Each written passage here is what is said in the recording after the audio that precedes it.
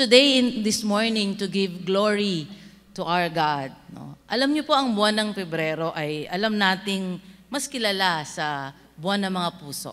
Tama po ba? Ngunit kung ang puso mo ay ibinigay mo na kay Jesus, araw-araw sa piling niya ay Heart's Day. Kaya makakaasa ka kay Jesus na may forever. Sabi niya sa John 10:28, I give them eternal life and they shall never perish. No one will snatch them out of my hand. O diba? Pag na kay Jesus ka, hindi ka niya papakawalan. Hindi ka niya bibitawan. Kasi kay Jesus, tanggap ka niya just the way you are. So tayo po ay tumayo at batiin natin ang ating mga katabi at sabihin natin sa Kanya, Jesus loves you just the way you are. Jesus loves you just the way you Yan. are. Sige, sabihin mo sa katabi mo sa kaliwa tsaka sa kanan. Jesus loves you just the way you are. Yan. So, tayo po ay dumako na sa panalangin. Sa isang saglit ng katahimikan, tayo po ay makiniig sa ating Diyos para sa ating personal na panalangin.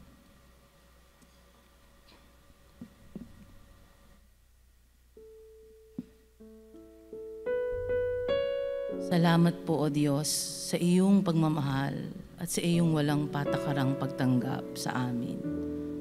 Patunay diyan ang pagpapadala mo sa iyong anak na si Jesus upang akuin ang aming mga kasalanan sa krus ng Kalbaryo para magkaroon kami ng buhay na walang hanggan.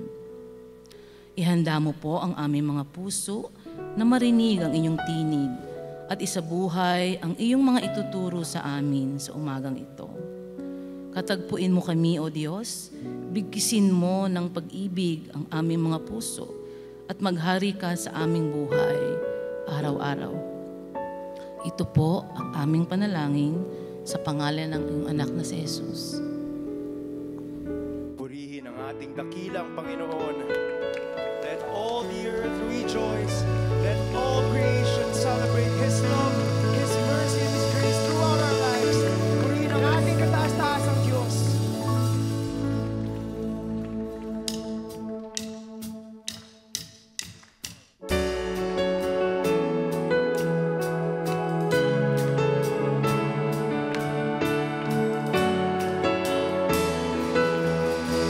Sing it all back to you.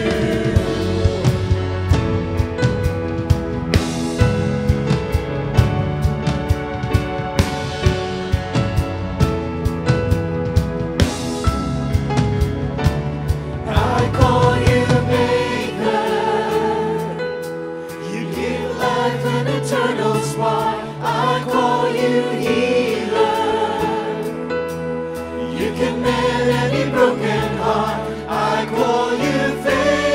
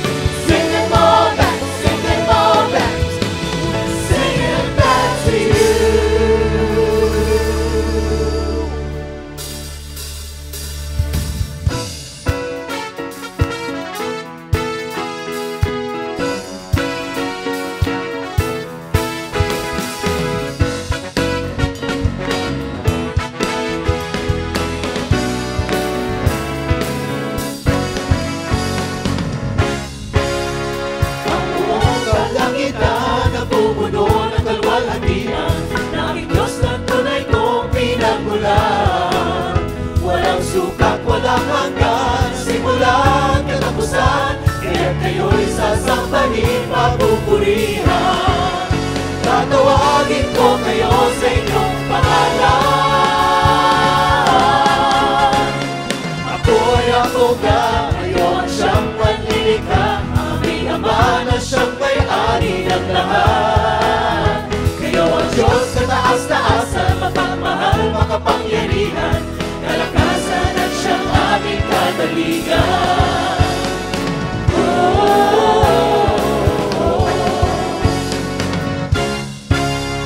Ang buong kalangitan na pupuno ng kalwalhatian, na aming Diyos na tunay mong pinagmulan. Walang sukat, walang hanggan, simula at katapusan. Kaya't kayo'y sasambahin, papupurihan.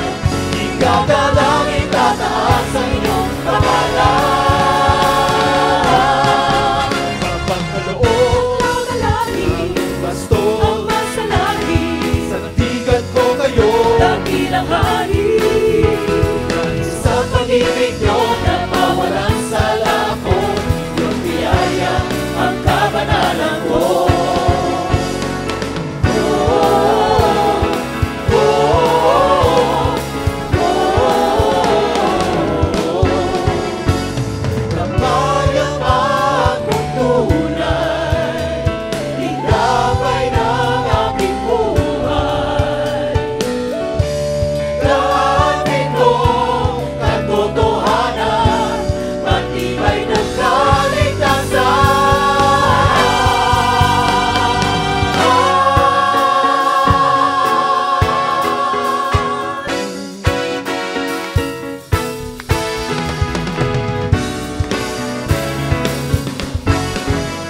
Tatawagin ko kayo sa inyong pangalan. Ako ay ako nga, ngayon siyang manlilikha. Aming Ama na siyang may-ari ng lahat. Kayo ang Diyos na taas-taasan, mapagmahal, makapangyarihan, kalakasan at siyang aming kadalingan. Ikagalangin, tataas ang inyong pangalan.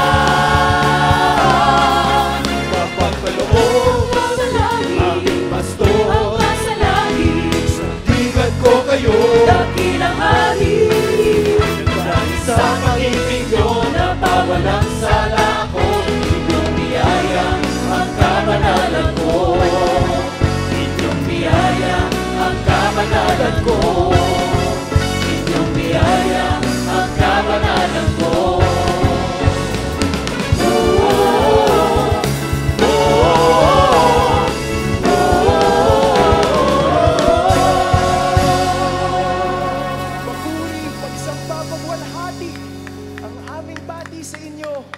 Aming dakilang Diyos, aming dakilang Panginoon, patuloy o Diyos ang pasasalamat na nagmumula sa kailaliman ng aming puso, na sa umagang ito ay malaya kaming nakakalapit sa inyo, nakakapaghandog ng aming pinakamataas na papuri at pasasalamat sa inyong ngalan.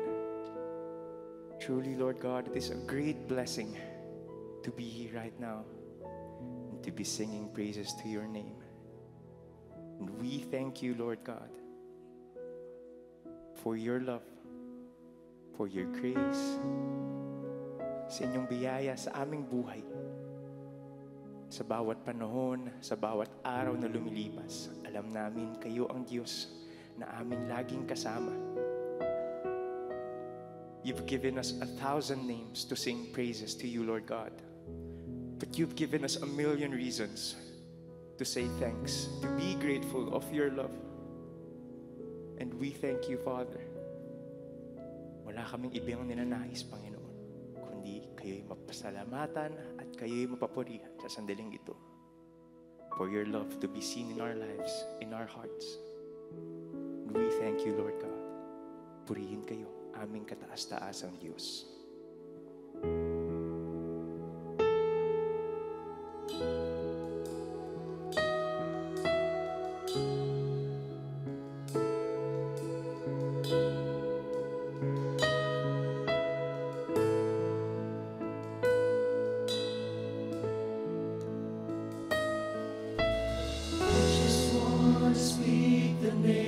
of Jesus over every heart and every mind. 'Cause I know there is peace within your presence. I speak Jesus.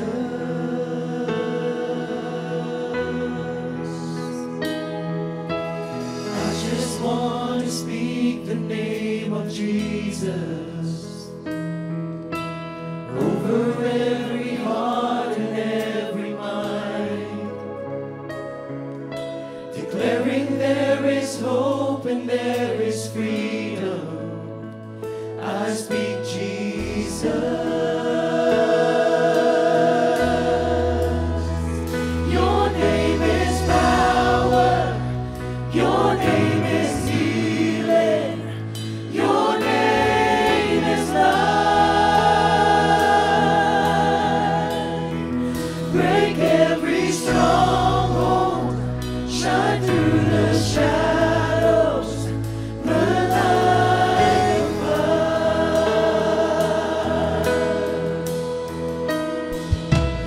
I just want to speak the name of Jesus over fear and all anxiety. To every soul held captive by depression, I speak Jesus. Your name is power. Your name is healing. Your name is life. Break every stronghold. Shine through the shadows. Burn like a fire. Your name is power. Your name is healing. Your name is life. Break every stronghold. Shine through the shadows. Burn like a fire. Shout Jesus from the mountains. Jesus in the streets. Jesus in the darkness over every enemy. Jesus for my family. I speak the holy name. Jesus.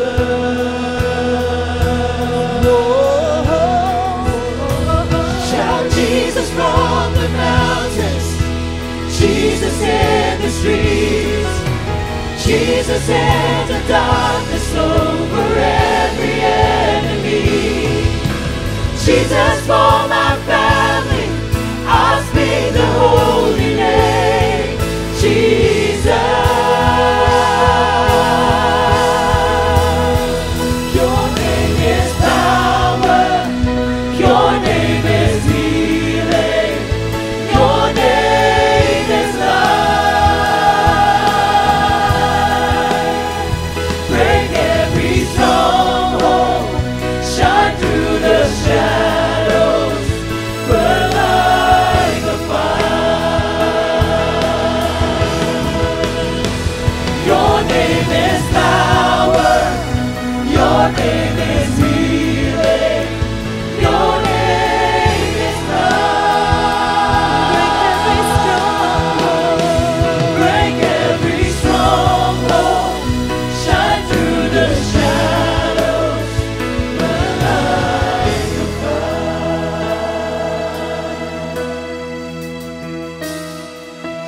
I just want to speak the name of Jesus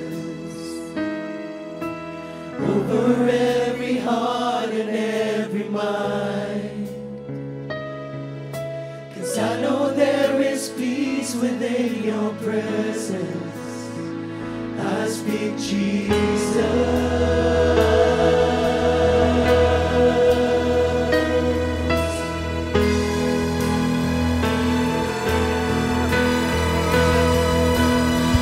Shout Jesus from the mountains.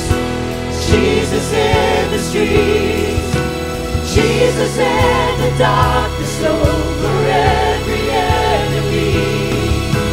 Jesus for my family, I speak the holy name, Jesus.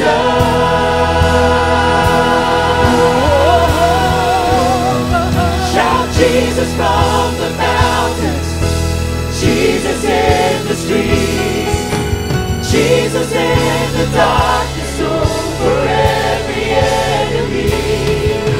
Jesus for my family, I speak the holy name, Jesus.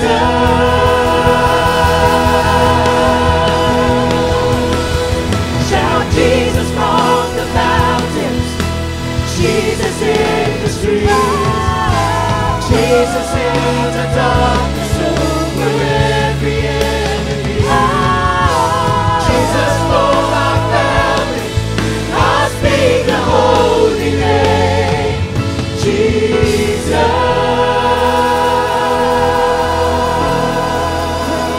Glory and honor to the name of Jesus. Aming Diyos, aming Panginoon, patuloy ang aming kagalakan na kami nakakapagpuri sa inyo, na kami naririto umaawit at sumasamba, O Diyos. Father, we pray na patuloy niyo po kaming samahan, patuloy niyo po kaming pangunahan sa aming pakikinig ng inyong salita. And to you and only you, Lord God, we give all the praise, all the glory, and all the honor. This is our prayer in Jesus' name. Luke 15:11-32 ang kwento, ang pamagat ng ating pag-aaral, kanino nagmana. Salamat, Panginoon, dahil maaari kaming pagbabalik-balik sa mga leksyon na iniwan ninyo. At maaari namin itong kapulutan ng iba't ibang mga aral, kahit pare-parehong kwento lang. As we grow, as our perspectives develop, we see more from the same stories that we have been studying since childhood. Kaya kayo ngayon ang mangaral sa amin, magturo, magbukas ng aming mata, magbigay ng mga bagong kahulugan na magiging mainam na i-apply namin sa aming buhay. Be our speaker, Father. We seek you in the name of Jesus, your Son, our Lord and Savior. Kanino nagmana? Babasahin natin mula sa Luke 15:11-32, installment. So subaybayan nyo para hindi tayo mawala sa kwento. Sinabi pa ni Jesus, may isang tao na may 2 anak na lalaki. So may 3 characters. Main characters, yung ama, representing very obviously the Most High God. Then yung kuya, one type of anak, and yung bunso, another type. May mahalagang aral si Jesus. May 2 ama rin at nakatago yung isa sa kwento kasi hindi siya lalabas. Parang off-stage, pero makikilala rin natin siya. Kaya may 2 type ng anak dahil nga may 2 type ng ama. Manuri, hanapan ng application. Sinabi sa kanya ng bunso, Ama, ibigay na po ninyo sa akin ang mamanahin ko. Hiningi, pangahas na bata. Buhay na buhay pa yung ama, hinihingi na yung mana. Instant kontrabida si bunso sa tingin ng lahat ng conservative interpreters of Scripture. Pero bakit niya ginawa yun? Malamang kasi kilala niya ang ama at ang sarili niya. Humingi siya ayon sa pagkakilala niya sa ama, loving. At humingi siya ayon sa pagkakakilala niya sa sarili, loved. Ang lakas ng loob humingi. Dapat lang nanggagaling ito sa pagkakakilala niya na bibigyan siya talaga, hindi tatanggi at hindi magagalit. At sure din siya sa kanyang status na siya ay minamahal ng amang ito. At hinati nga ng ama ang kanyang ari-arian. Sabi sa atin ng ating scripture reading. Ibinigay naman. Tama si bunso. Up to now, sa tingin natin. May lesson agad. The Father gives to those who ask. This is a fresh look at the Most High God, the Father of Jesus, the Father Jesus knows, and the Father Jesus reveals and makes known. Ito ang Ama ni Jesus, ito ang amang kilala ni Jesus, at ito ang amang nais ipakilala ni Jesus. Ang lesson, the giving is not based on the Son's karapatan, but on the Father's kabutihan, kabaitan, at kakayahan. Matthew 7:7-8, sabi ni Jesus, keep on asking, and you will receive what you ask for. Keep on seeking, and you will find. Keep on knocking, and the door will be opened to you. For everyone, ilan? Everyone who asks, receives. Everyone who seeks, finds. And to everyone who knocks, the door will be opened. Walang kondisyones para bigyan. This is revolutionary. Lalo nung oras na ikinuwento ni Jesus, unheard of. Dahil sa religious culture nila, hindi ganyan ang paghingi. Magdahan-dahan ka. Ayaw yan ng Pharisees. In other words, parang sinabi na rin ni Jesus doon sa keep on asking, ang hindi humihingi dahil ang drama ay hindi ako deserving. Ang hindi naghahanap dahil ang drama ay mahirap, baka wala namang makita. O ang hindi kumakatok dahil ang kanyang baggage ay baka di naman ako pagbuksan. Ang hindi humihingi, naghahanap, kumakatok ay walang mapapala. May mga tao kasi sa pagpapalaki sa kanila, ang itinuro laging pigil, laging hindi pwede, laging bawal. Kaya pag may restaurant na nakita ang ganda, halika, pasok tayo. Huwag, baka mahal. Huwag, baka hindi bagay ang damit natin. Huwag, baka hindi tayo papasukin. Yung pinipigil agad ang sarili. Kasi pinalaking pinipigil lagi. Sabi niya, sumi kayo. Lahat ng humihingi, bibigyan. Very revolutionary. But of course, you and I know that Jesus was a revolutionary, is a revolutionary. So, yung ayaw humingi, walang natatanggap. And this will be the case of the kuya. Na alam nyo na yung kwento, pero babalikan natin. Matthew 21:22, you can pray for anything, and if you have faith in the Father as giver, and in yourself as child, as recipient, you will receive it. Yun ang ginawa ng bunso. Hindi siya deserving, wala siyang pero kilala niya yung Ama. At kilala niya ang sarili niya. Ama nagmamahal, siyang anak minamahal. So ang lakas ng loob. Ano mang hingin niyo sa panalangin, ay tatanggapin niyo kung naniniwala kayo. Yan ang Matthew 21:22. Dahil sa faith, hindi dahil sa merit, ang basis ng pagtanggap mula sa Ama. Dapat lumuluwag-luwag na yung mga dibdib dyan, ng mga natatakot, nahihiyang humingi. Hindi nyo naman kayang ubusin ang kayamanan ng Diyos. Ano man niyang gusto niyong hingin. Kaya lang, Pharisaic religiosity operates on merit system. And sadly, 99% ng religiosities operate on the merit system. Yung i-deserve mo muna. Maglingkod ka muna. Magdusa ka muna. Magpakahirap ka muna. Mag-donate ka muna bago ka humingi sa Diyos. Yung nagtanim, nagbayad, nagsakripisyo ka na ba? Huwag hingi ng hingi. Dapat give and serve muna. Hindi yan ang teaching ni Jesus. Reviewin nga natin yung mga alam natin na turo na akala natin galing sa Diyos, galing kay Jesus, galing pala sa Pharisees. Kaya ka pala hirap na hirap sa buhay. James 4:2, you don't have, you know why not? You don't have what you want because you don't ask God for it. Dahil hindi kayo humihingi sa Diyos. Hindi kasalanan ng Diyos na wala ka. Hindi ka kasi humihingi. At kung humihingi ka, mali ang iyong motibo o kaya mali ang paraan mo ng paghingi. Kaya tama pareho yun. What do you know about and what do you expect from the Father? Anong alam natin? Yung kailangan kang maglakad ng paluhod papalapit sa altar? Really? Natutuwa ang Diyos sa pudpud mong tuhod? Kasi ay, pudpud ang tuhod niya. Bigyan na natin. What is the Father pleased to give you?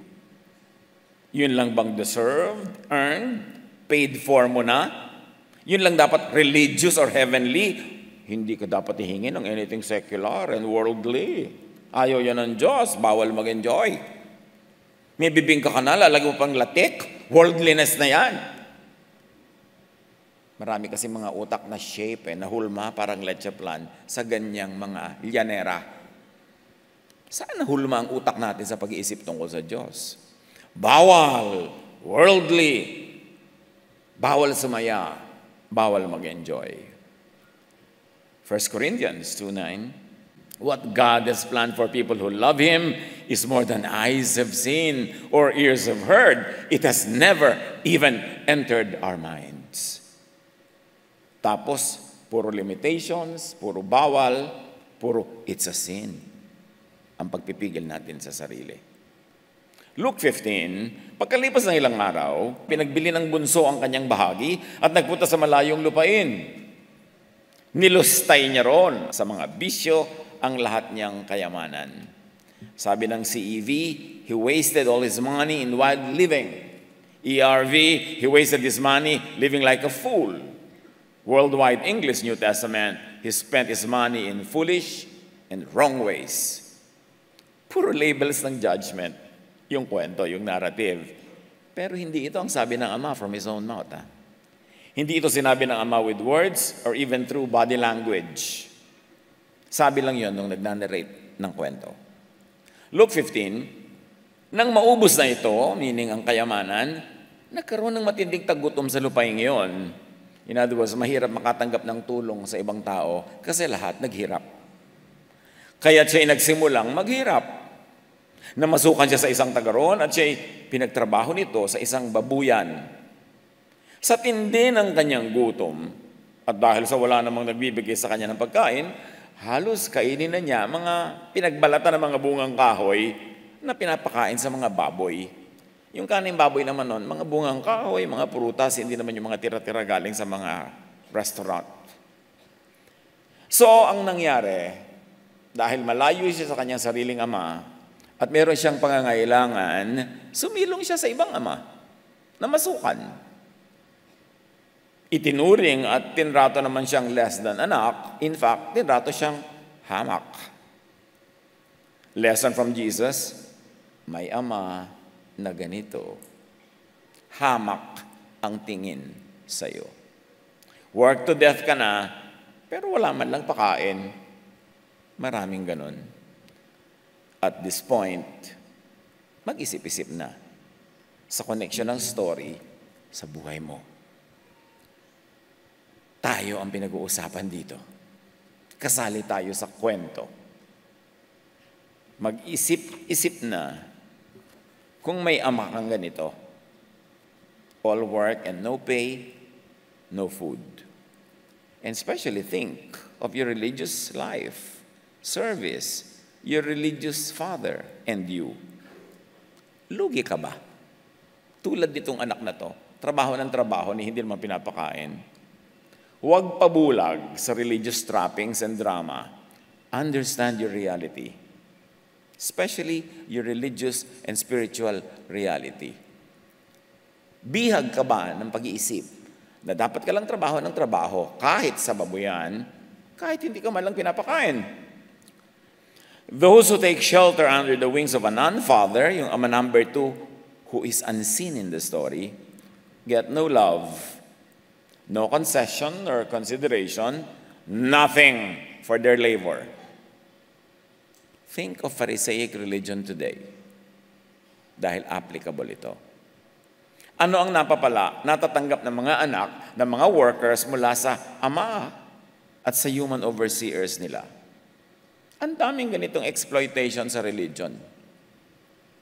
Trabaho ka ng trabaho, hirap-hirap, wala ka naman napapala. yung trabaho ka ng trabaho, tapos baka walang mana. O baka masamang ugali pa nung ama ang mamana mo. Puro ka religion, wala ka na mapapala. Ang napapala mo pa, Pharisees, judgmentalism, self-righteousness, self-promotion, paghamak sa iba, pang-iinsulto sa iba, at pagtataas sa sarili lamang. Hindi lahat ng ama ay the same sa Diyos Ama ni Jesus. Dapat yan suriin. May ibang ama, dapat uriin at suriin. Ang tanong at pagbubukas ni Jesus ng isip sa mga ito, nasa Luke 11:11. Kayong mga ama, sabi ni Jesus, bibigyan ba ninyo ng ahas ang inyong anak kung ito'y humihingi ng isda? Pakaisip-isipin nyo kung ano ang tinutumbok ni Jesus dito. Kayong mga ama, ahas ba ang ibibigay nyo kung nagugutom ang inyong mga anak? Sabi nga nila sa Batangas, ay huwag gayaan. Dapat, kung ang hinihingi ay pagkain na ibigay mo kasi ama ka eh. Hindi reklamo ka ng reklamo, nagugutom ka, gusto mo ng pagkain. Eto ang ahas. Malalim ang hinuhugot ni Jesus. Dapat pag-isipan dahil may tinutumbok si Jesus. Don't miss the point. Magkaiba ang ama niya at ang ama ng mga Jews na kausap niya. Kaya bilang mga anak, magkaiba sila sa isip, salita, kilos at gawa ni Jesus. Observe today. Obserbahan natin yan. Mga eksena ng buhay sa pang-araw-araw. John 8:38. Kausap na naman ni Jesus yung mga Hudyong lagi nakikipagtalo sa kanya. Ang nakita ko sa aking ama, very emphatic si Jesus. Hindi niya sinabi kahit kailan na ating ama. Sabi ni Jesus, ang nakita ko sa aking ama, ay siya kung sinasabi sa inyo. Kayo naman, ang narinig nyo sa inyong ama, ang siyang nagiging ginagawa nyo. Magkaiba tayo. Magkaiba tayo ng sinasabi, magkaiba tayo ng ginagawa, kasi magkaiba tayo ng ama. Like father, like son, sabi nga nila, mana-mana sa ama-ama. Sino ang ama mo? Baka si baby ama. So mag-isip-isip ka rin. Although, syempre siguro yung taong yun sa tunay na buhay, marami rin magagandang personal qualities na hindi natin alam. Mana-mana. Apply this sa religious life. Sabi ni Jesus, magkaiba tayo ng gawa. Kasi magkaiba tayo ng ama. Nakikilala ang invisible Father through the visible Son. Pag kami isang young person dyan, ang kilos niya, ang buti-buti, ang husay-husay. Hindi mo nakikita magulang. Sabi mo, mahusay ang magulang niyan. Kasi kita mo sa anak. Not 100%, but mostly. Pagka naman ang behavior niya masyadong salaula, masyadong mali-mali. Sabi mo, kanino pang anak yan? Bakit ganyan? Ang pagpapalaki sa kanya, the invisible magulang becomes visible through the words and behavior of the visible anak. At si Jesus, sabi sa Colossians 1:15, the Son is the visible image of the invisible God. Tuwing meron tayong verse at may parenthesis na ganyan, naka-italic pa yung laman sa loob, ibig sabihin nun, it's my suggested addition to amplify, to clarify the meaning. So, the church should be the visible image of the invisible Father. Makikita mo sa kilos ng church people, kung sino talaga ang ama nila. Because you are the image of your Father. You make the invisible Father visible through your words and through your deeds. Now, Jesus reveals the identity of the Father of the Jews. Nakausap niya. Sa 8:44 ng John, Jesus says, "For you are the children of your father, the devil, and you love to do evil things he does." Mantakin nyo yan mula sa bibig ni Jesus. Sabi niya sa makausap niya, ang demonyo naman ang ama nyo eh. Anak kayo ng demonyo. Kaya ganyan, puro kademonyohan ang pinagagagawa ninyo. Pwede ba yung sabihin sa Pharisaic religion? Pwede ba yung i-apply? Na ganyan ka, kasi ganyan ang ama mo. Bakit ka sobrang mapagparusa? Bakit ka sobrang malupit? Bakit sobrang ka mapanghusga? Ano ba itinuturo sa iyo ng ama mo? Ang ama mo ba ay ama rin ni Jesus? Dapat pareho kasi kayo ng kilos ni Jesus kung pareho kayo ng ama. At idiniin ba ni Jesus ang ama nyo? He was a murderer from the beginning. He has always hated the truth, and Jesus is the truth. That's why people who love this religiosity hates Jesus. Kasi nga magkaiba ng ama. Because there is no truth in him. When he lies, it is consistent with his character, for he is a liar and the father of lies. Yan pa lang, another topic, kailangan pag-aralan ng ilang taon para maunawa talaga. But this is from the very mouth of Jesus. This father of Jesus, meanwhile, is still mostly unknown, even to many who profess faith in Jesus. Ang daming tao, sabi nila, nananampalataya kami kay Jesus, Christian kami, Christ-centered kami. Pero tingnan mo ang salita, ang asal at gawa, kung kaninong ama hinuhugot. Masasabi mo bang, yes, hinuhugot din nila sa ama ni Jesus. Talagang true believers sila ni Jesus. O dekorasyon lang yung Christ-centered. Pero sa totoo lang, iba ang umiiral na pananaw at katuruan. Dapat magsuri-suri. Hindi ibibigay mo ang buhay mo, panahon mo, tapos baka naman kung sino yung ama dyan. Hindi naman mahirap pakilala kung sino yung ama kasi kitang-kita sa children kung ano ang minana at kung sino ang pinagmanahan. Although hindi yan 100% correct sa mga tao kasi meron ang buti-buting magulang tapos salaula yung anak. Meron namang magulang na wala kakwenta-kwenta pero ang tinutunan ng anak. Pero exemption yun. Mostly, makikita mo kung paano pinalaki. Sa kilos, sa salita, sa asal. Luke 15:7. Ngunit napag-isip-isip niya ang kanyang ginawa at sinabi niya sa sarili, balik tayo sa bunso. Nakapili niya ang mga baboy, nagkaroon siya ng kaliunagan. Labis-labis ang pagkain ng mga alila ng aking ama, samantalang ako'y namamatay dito sa gutom. Tama nga naman. Bakit ka namamatay sa gutom? Kasi malayo ka sa tunay na ama. A non-father gets your service but gives you nothing or gives you kaning baboy. Isip-isip pag may time kung anong kahulugan yan sa ating buhay.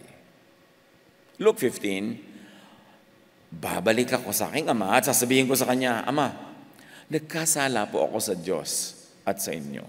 Hindi na po ako karapat dapat na tawagin anak nyo. Ibilang na lamang ninyo ako sa inyong mga alila. At siya'y nagpasyang umuwi sa kanila. So here, bunso admits guilt by certain standards, sin by certain laws. Dati hindi issue sa kanya yung kanyang ginagawa at hindi ginagawa. Pero ngayon naghirap, nag-isip-isip. At hinusgahan niya ang kanyang sarili na makasalanan. Siyempre, may pinagbabasihan siya. Hindi yung nilakihan niyang culture, kung anong kasalanan doon, yung nakalakihan niyang reliyon, kung ano ang masama doon, yun ngayon ang in-apply niya sa sarili niya. In-apply niya ngayon sa sarili niya yung law ng kanyang bayan, and he judged himself guilty. Ang tanong, ganun din kaya ang assessment ng ama sa kanya? Ganun din kaya talaga ang judgment ng ama sa kanya? O, ginudge ba talaga siya ng ama ever? Romans 2:12, ang mga Hudyo ay mayroong kautusan. Sila ay nagkakasala at hahatulan batay sa kautusan. So in-apply nitong bunso ang kautusan ng kanyang bayan sa kanyang sarili and found himself guilty. Tinimbang niya ang sarili niya by the kiluhan of his religion at siya'y natagpo ang kulang.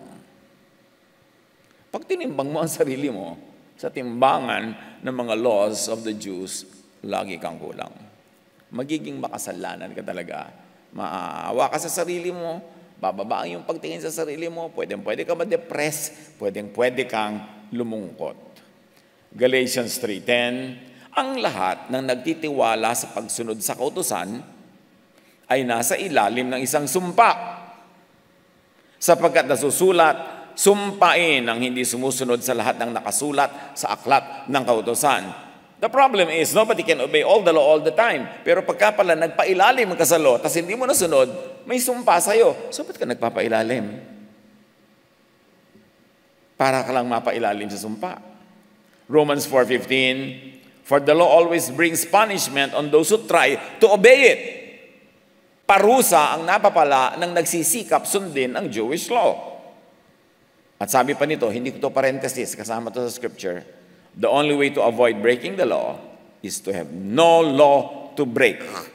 Para ka lang ma-declare not guilty, dapat walang law na ina-apply sa'yo. Kasi tuwing may law, kahit sumunod ka sa siyam out of the 10, lawbreaker ka pa rin. Importante. Sabi sa Ephesians 2:14-15, Christ gave His own body to destroy the law of Moses with all its rules and commands. Bakit dinestroy ni Jesus ang law of Moses with all its rules and commands? Para walang law na magagamit sa pag-judge sa'yo. Para hindi ka maging guilty. Yung lagi natin sinasabi, kung may nakalagay no parking, nag-park ka, edi guilty ka, tinanggal ganyan yung signage, nag-park ka, guilty ka pa ba? Sabi mo, ay, naku, dangerous po yan. Baka abusuhin. Baka magwala ang mga tao pag walang ganyan. Lagyan po natin ng maraming no parking kahit pwede. Ganyan ang ginagawa ng mga religious. Kaya maraming hirap ang loob. Suddenly, the son is pulled into self-debasement, voluntary disinheritance, and setting for a low station. Sabi niya, uuwi na lang ako sa amin. Sasabihin ko sa tatay ko, makasalanan po ako, marumi ako, hindi na ako deserving ng love nyo, iturin nyo lang makatulong. Hindi naman yung tatay niya nagsabi sa kanya noon, inassign niya yung sa sarili niya. At bakit niya yung inassign sa sarili niya? Yun ang nahugot niya sa memory niya sa kanilang religious culture. Aminin mo lahat, magpakababa ka, gumapang ka sa lupa. May mga literally gumagapang talaga sa lupa. Nakakakita pa kayo ng gumagapang sa kalsada. Pagka mga special Holy Week sa iba-ibang bayan. Yung aminin mo yan, magpakababa ka, lumusong ka dyan.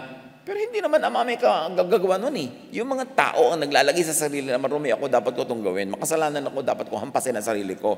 Dapat kong ipako ang sarili ko. Dapat kong duguan ang sarili ko. Dapat ako magpakababa, magpakadusta. Hindi yun sinabi ng Ama ni Jesus. Kaya kaninong ama ka nakikinig?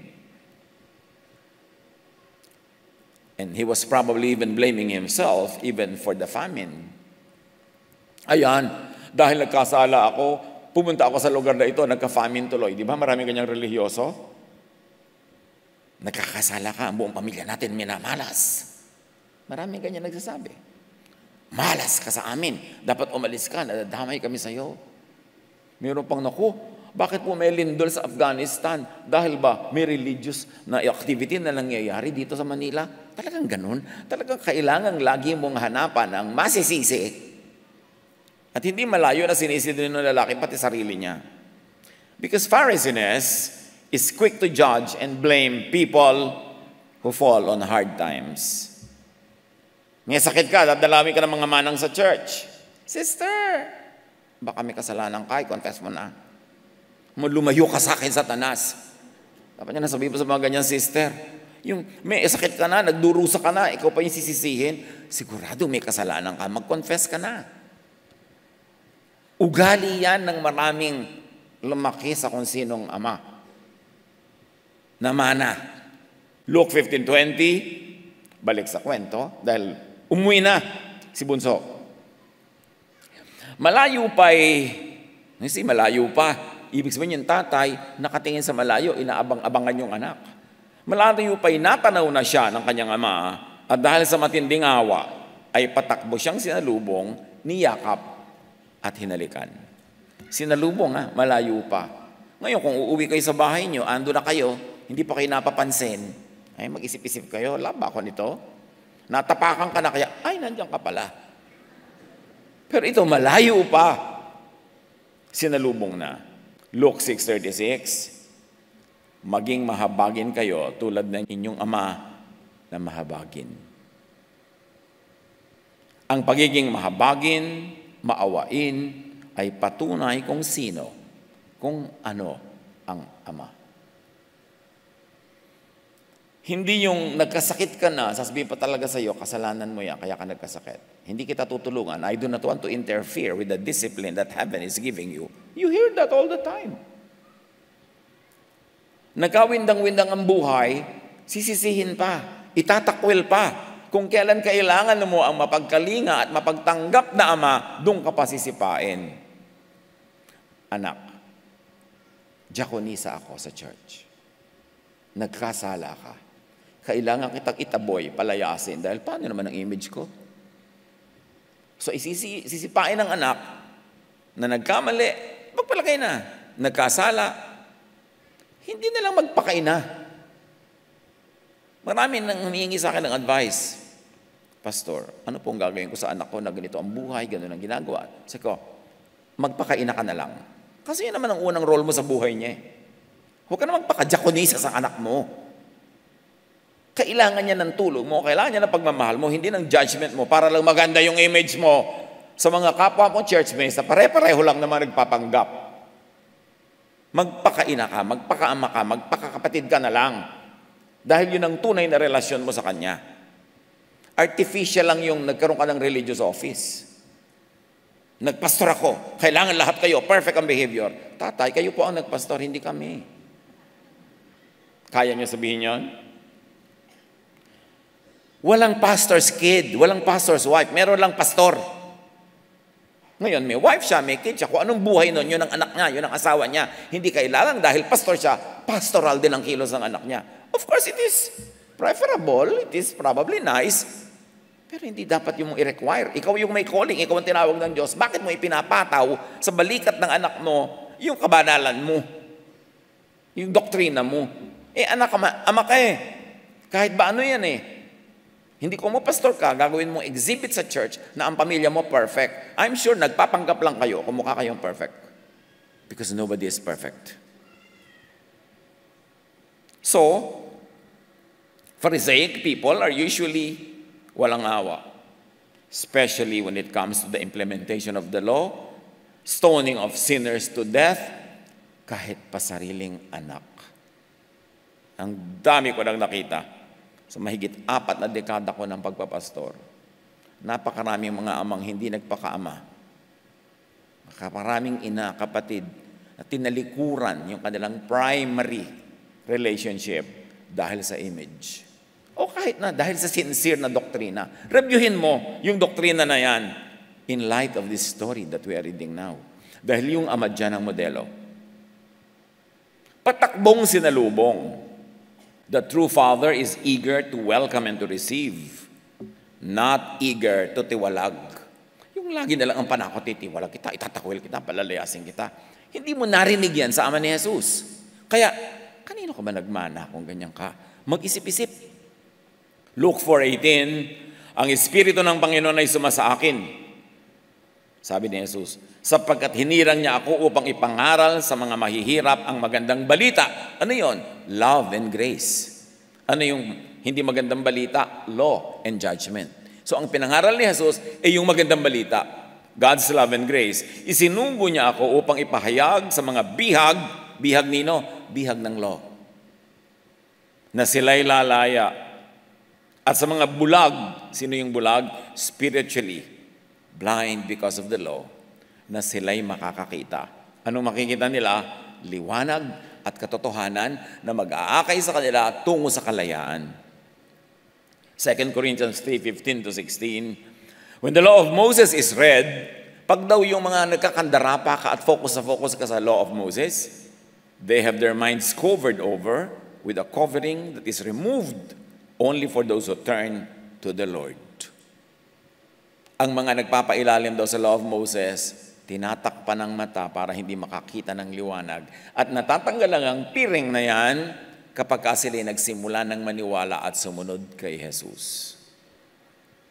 Luke 4:18, isinugo ako upang palayain ang mga inaapi, nino, ng religion. Hindi naman political ang agenda ni Jesus spiritual. Ephesians 2:4, God is so rich in mercy, and He loved us so much.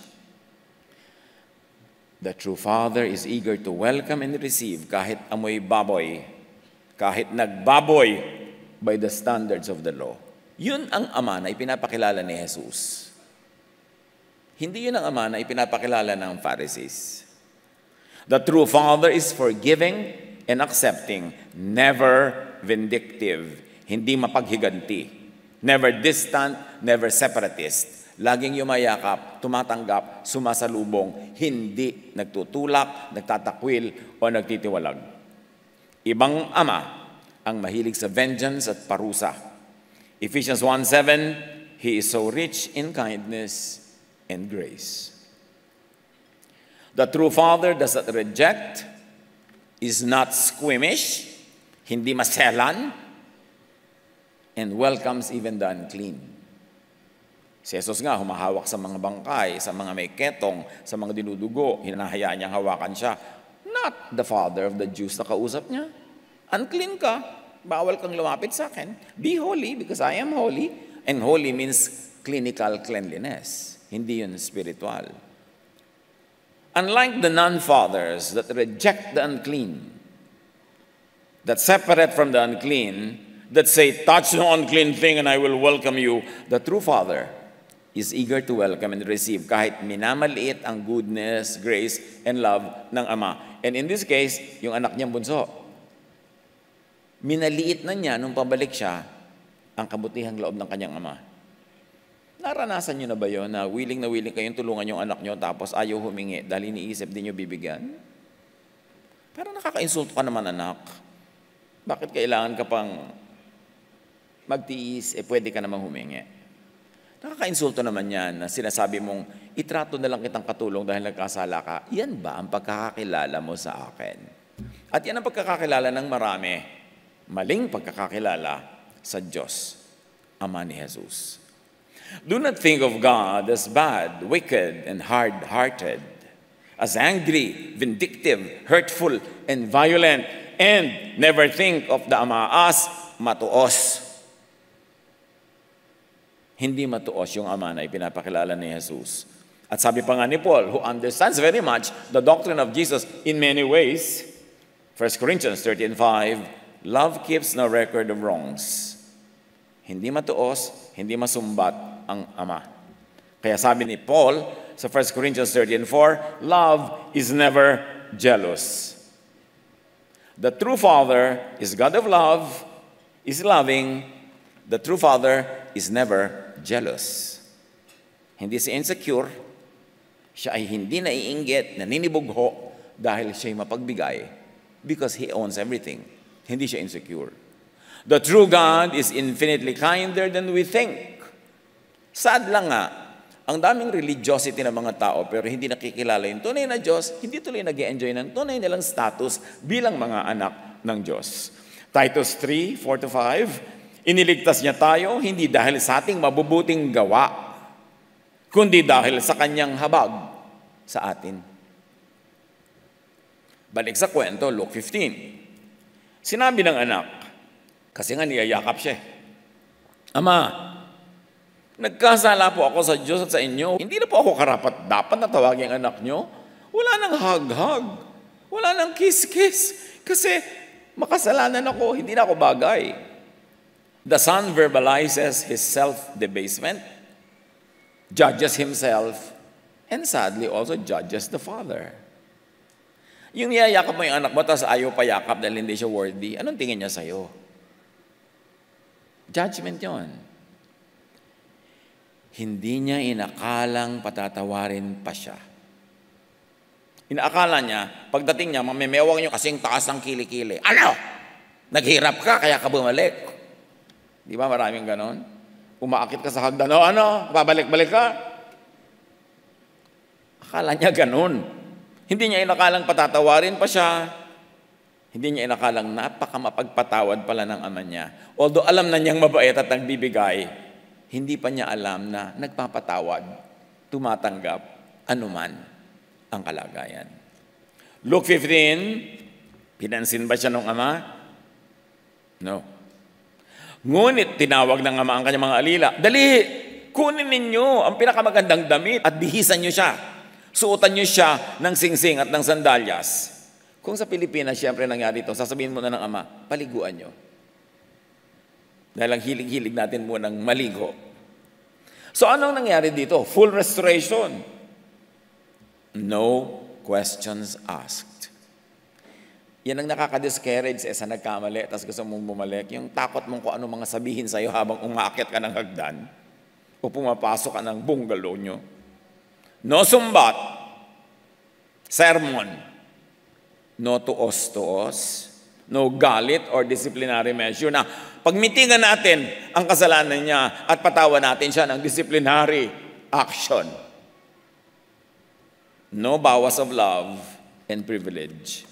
Ito ang ama ni Jesus. Ito ang amang ipinapakilala niya. The Jesus policy on dealing with sinners, walang hearing or trial by the council, na ang dami-dami sa mga churches. Yung ang lalakas ng loob, uupo sila sa mesa na ganyan, komite, at ikay nililitis, tinatanong, hello? Yung walang kasalanan ng bumato. Yung bang mga naglilitis sa ganyan sa mga churches, sa mga nakakasala ko, no? Talaga wala silang kasalanan? Pwede silang bumato? Mag-isip-isip lang. So, itong anak, hindi pinulpito. Walang public shaming. Pero itong pagpulpito at pag-public shaming, nagaganap ito madalas. Kung saan-saan. Magtanong-tanong kayo, teka, sino bang ama natin dito? Bakit ganito tayo? Kung yan ay nagaganap. Luke 15:23, katayin ninyo ang pinakamatabang guya, ang fattened calf. At tayo'y kumain at magdiwang. Let's party! Sabi ng ama, wala nang ang shaming, wala nang ang demerits, may fiesta pa. Only. The kingdom of God is often likened to a feast. And everyone is welcome feast. Basahin niyo ang Gospels. Puro pagka nandun yung ama, lagi may kainan. Lagi may pagdiriwang. Everybody is welcome. Yung mga nasa labas. To whom it may concern ang invitation. Hindi exclusive. The Father, the King, is dramatically situated in the Gospels in scenes of love, care, forgiveness, restoration. In scenes of feasts, celebrations, and merrymaking. In scenes of making music and dancing. Check your local scene. Kung ganyan. O puro fasting tayo. Talaga po. Overnight tayo na magdarasal. Di po ba sabi ni Jesus, make your prayer short? Bakit magdamag? Di ba sabi niya, go to your room and close the door and pray in private? Ba't kailangan dami-dami natin sa park? Bakit kailangan napaka-public ng prayer natin? Ang dali-daling maging political rally ang prayer na yan. Ang dali-daling mang-demonize ang sino man pag may nagpe-pray kang ganun kasi mukhang banal ka. Di ba sabi ni Jesus, when you pray, go into your room, close the door, pray to your Father in secret.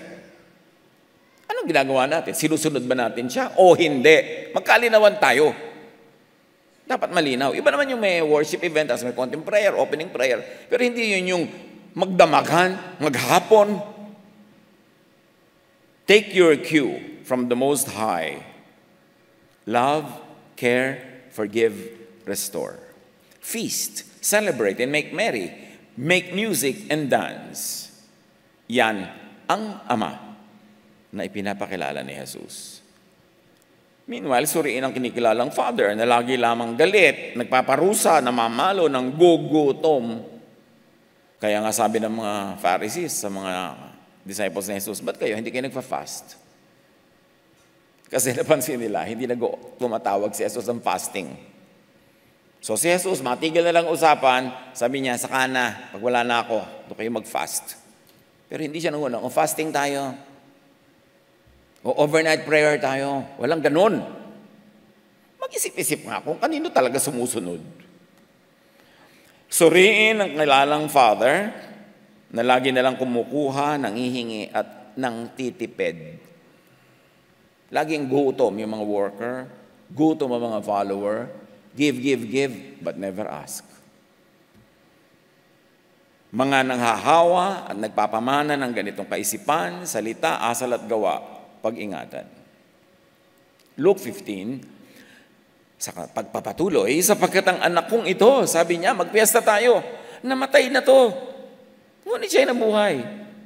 Nawala ngunit muling natagpuan, at sila nga'y nagdiwang.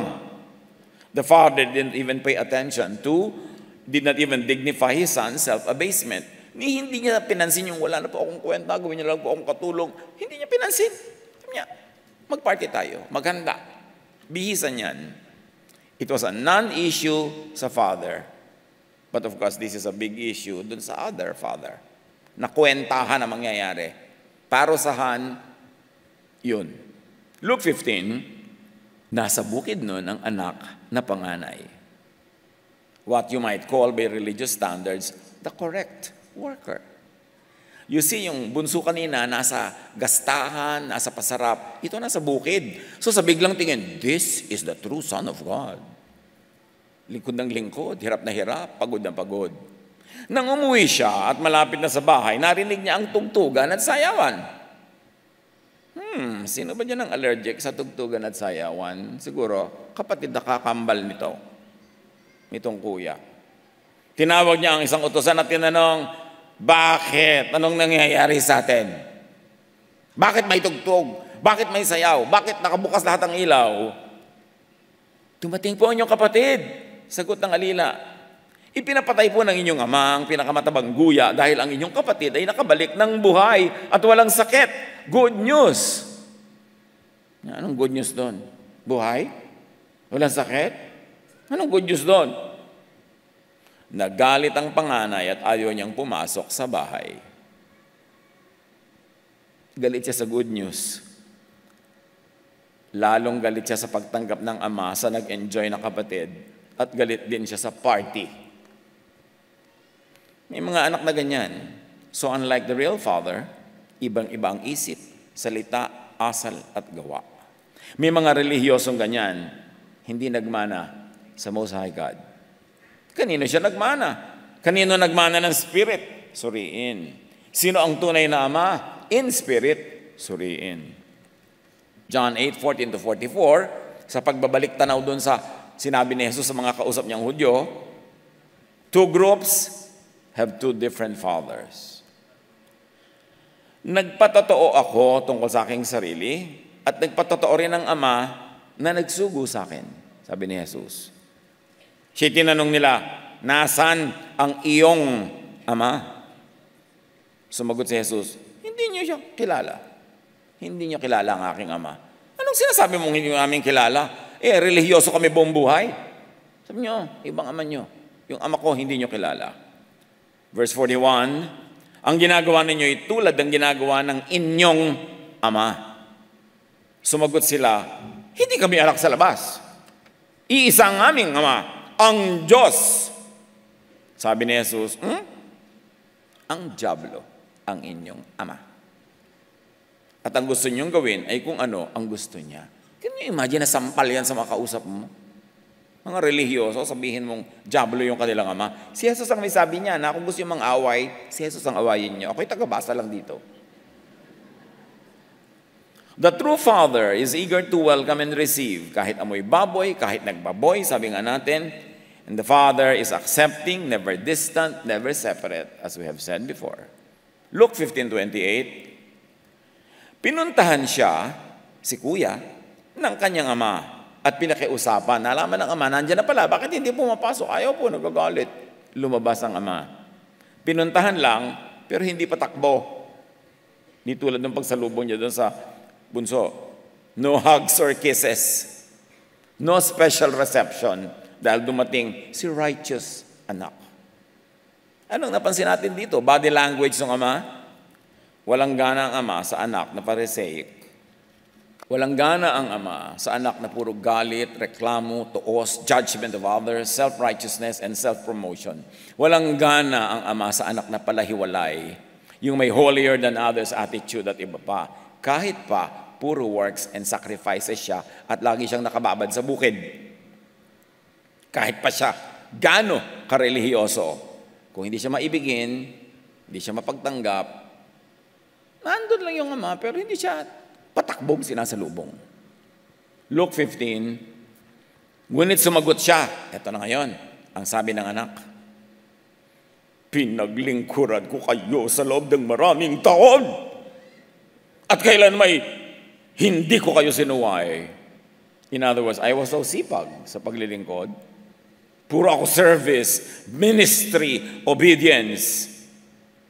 Ang mga self-righteous ay ganyan na, palasumbat. Palasumbat. Meron po tayong isang dating worker. may sakit siya. Pwede ba natin siyang tulungan?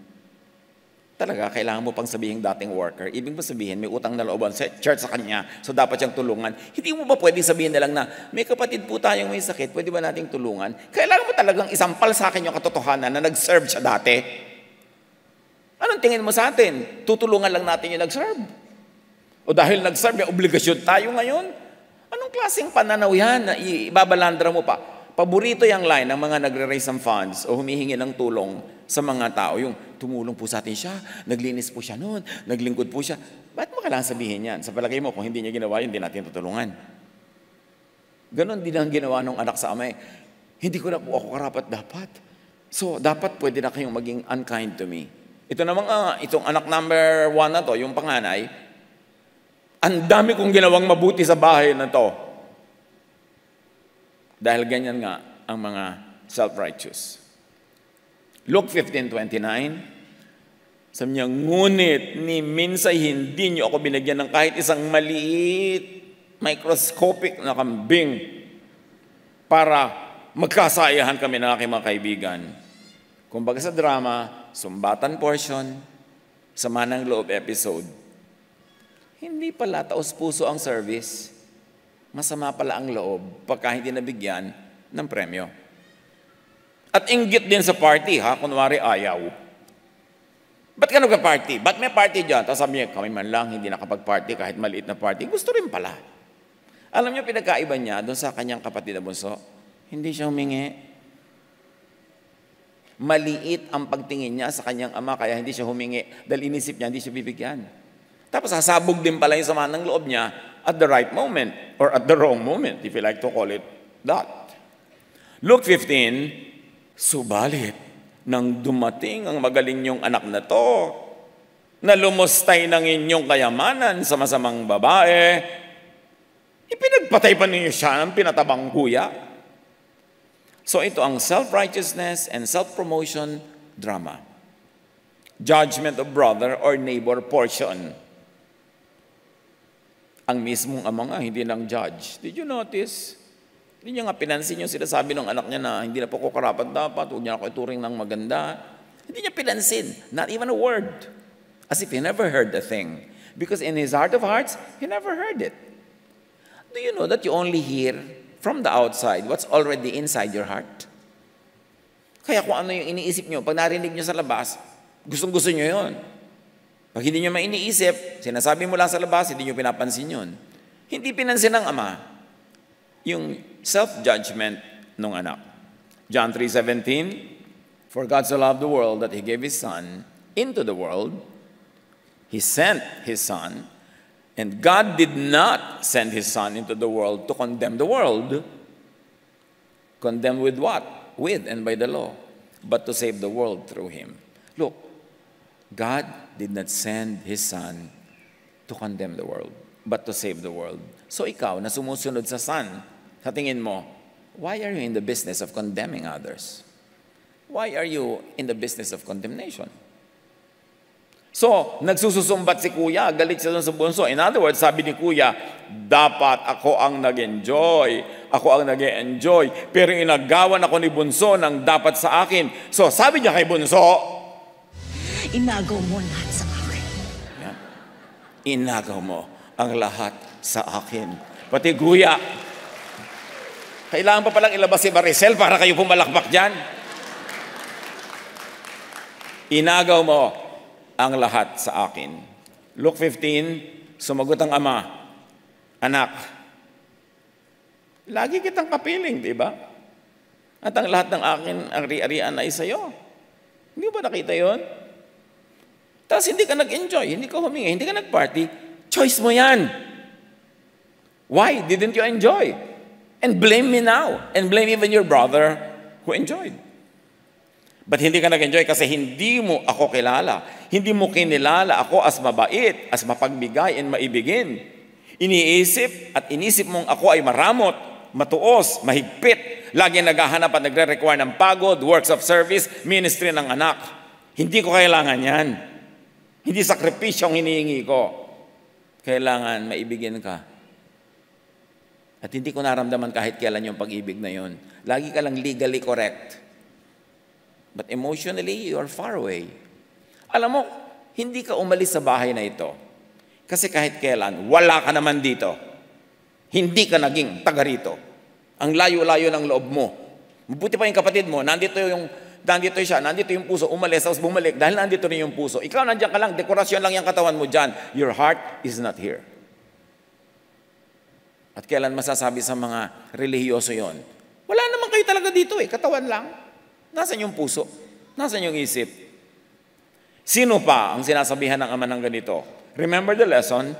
The giving is not always based on the son's karapatan, but on the father's kabutihan, kabaitan, at kakayahan. Matthew 7:7-8. Keep on asking, and you will receive what you ask for. Keep on seeking, and you will find. Keep on knocking, and the door will be open to you. Apply it to your life right now. Huwag kayong maging mahiyain sa Diyos. Wala naman tayong maililii, maikukubli, mahiya ka pa. Kilalanin mo siya kung sino siya.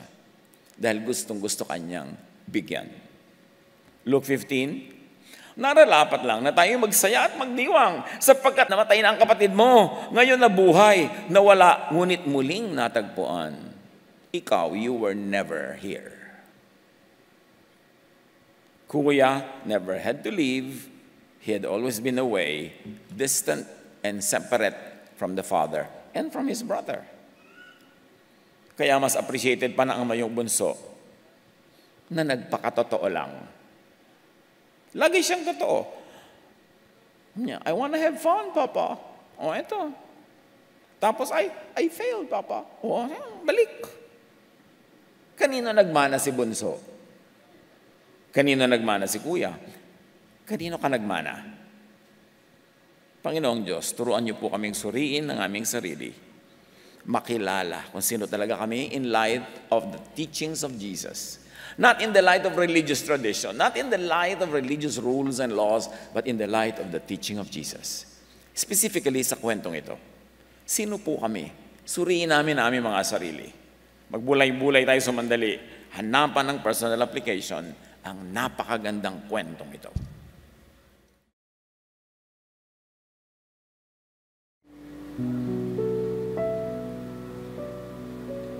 Heavenly Father, salamat po sa inyong salita na ipinaghayag niyo sa amin sa umagang ito. Tunay nga po na kayo ang aming Ama, ang Diyos ng pag-ibig, kayo po ang aming Ama na inyong naghandog sa amin, na kami tumatanggap lang mula sa inyong kabutihan at pagpapala na sa inyo po nagmula. Sa ilang sandali po, ng kabutihan, katahimikan, tayo po ay manalangin, papurihan at pasalamatan ng ating Panginoon.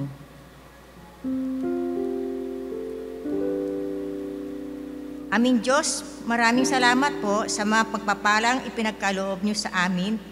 Maraming salamat din po sa pagkakataong ito na kami po ay makapagkakaloob ng aming mga handog, na aming ipinagkakaloob sa inyo na may galak at katapatan. Taos-pusong pasasalamat at papuri sa inyo sa pangalan ni Jesus.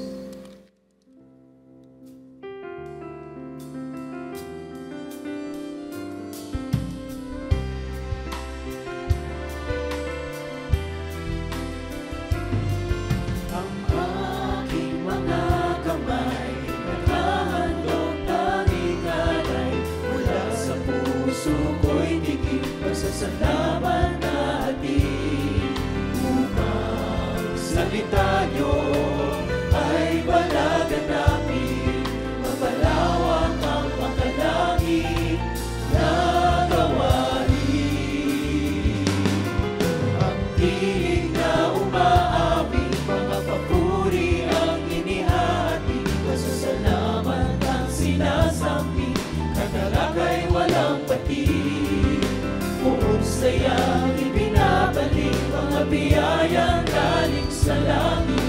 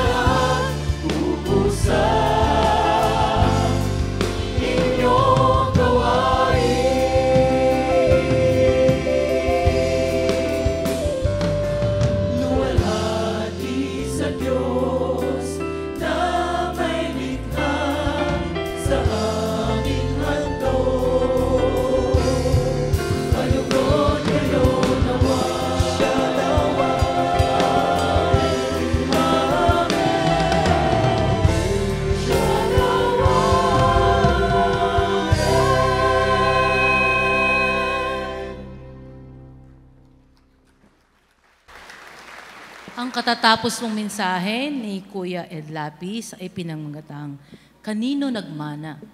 Kung tayo po ay nagpo-practice ng Jesusness, alam na natin kung kanino tayo nagmana. Tayo po ay nagsasama-sama dito sa Grand Bulwagan ng Panginoon one Sunday every month. Sa iba pong mga linggo at mga ibang araw, tayo po ay inaanyayahang dumalo sa ating mga mini bulwagan worship gatherings. Para sa mga detalye, maaari pong bisitahin ang mini bulwagan tables sa ating paglabas. Join a day-by-day sambahay, a weekly gathering in home for small groups, Jesus study and fellowship. Para sa mga detalye, bisitahin po natin ang sambahay tables sa lobby. Ngayon naman po, nais nating i-welcome ang mga kapatiran mula sa Day by Day Kawit Cavite na kinatawan ng ating Kuya Antonio Kasurao. Experience the joy of being connected with your fellow believers. Para po sa mga detalye ng gawain ito, bisitahin po natin ang registration tables sa lobby. Halina at makisaya at makisining sa Pasinaya Open House Festival 2024 ng Cultural Center of the Philippines. Tunghayan ang ating kaloob, Philippine Music Dance Ministry na magtatanghal ng musika at sayaw ng mga subanan. Sa Activity Center ng Ayala Mall, Circuit Makati, gaganapin po ngayong alas 4:30 ng hapon. So kung gusto niyo pong makita ang kasiyahang ito at kaganapang ito, mamayang hapon na po yan. Magkita po tayo muli sa Jesus Celebration sa darating na March 3, 2024, dito pa rin po sa Bulwagan ng Panginoon, PICC. Para po sa balitang Day by Day, panoorin po natin ito.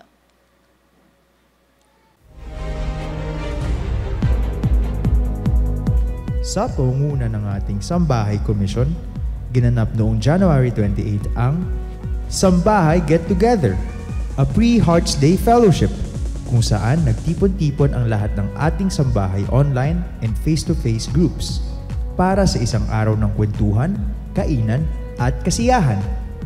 Nagkaroon ng mga palaro, special numbers, at paraffle para sa mga dumalong kapatiran.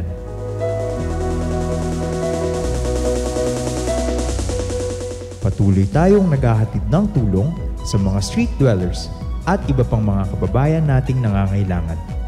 Narito po ang mga nabahagyan natin ng maiinit na pagkain nitong buwan ng Enero.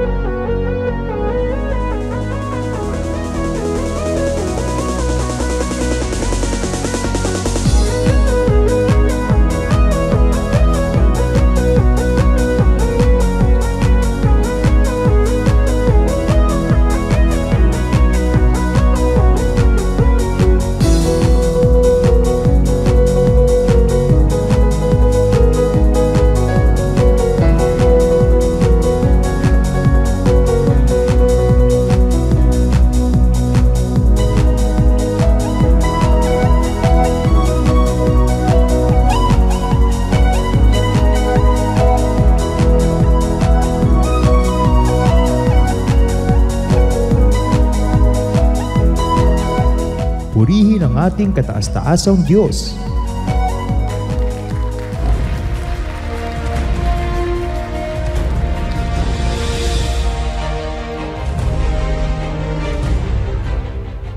Tayo po ay tumayo para sa ating panghuling panalangin.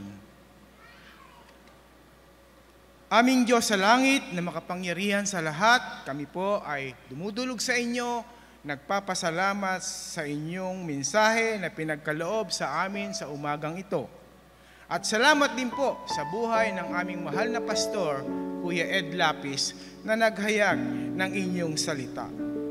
Tunay nga po na kami po ay mapalat dahil kayo po ang aming Diyos na mabait, mabuti, mahabagin, mapagkalinga, nagpapatawad, nagpapala. At kami po ay tunay na nagagalak. At nawa po ay kami sumunod sa inyong kalooban at kami po ay magmana sa inyo sa aming pong isip, sa salita, sa kilos at sa gawa. Salamat po sa mga katuruang ito at kaliwanagang ito.